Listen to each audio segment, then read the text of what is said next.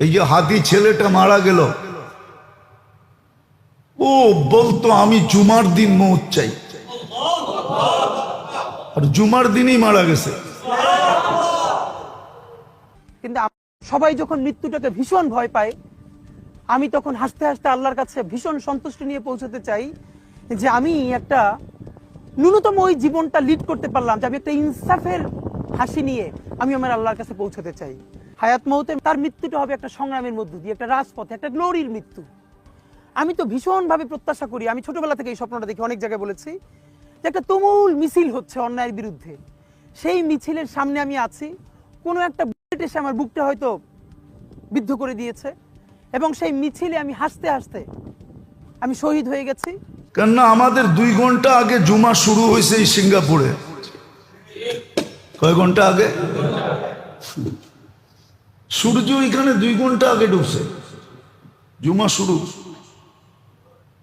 জুমার দিন মারা গেছে। জুমার দিন যে মারা যায় ওর কবরে কোনো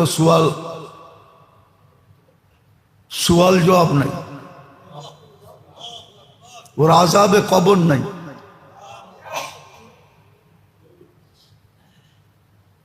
ওই যে মনের থেকে চাইছে আল্লাহ দিয়া দিছে, গুলিও খাইছে জুমার দিন, মরছেও জুমার দিন।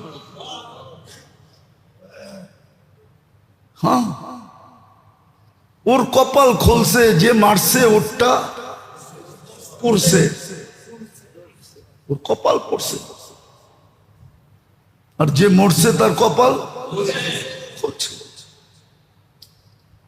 দুনিয়ায় সংসদ সদস্য হয়ে কি হইতো? আর হাদিসে যেটা লেখা আছে ওইটাই যদি ওর ভাগ্যে জুটা থাকে, তাইলে বাদশাহ থেকে বাদশাহ হয়ে গেছে।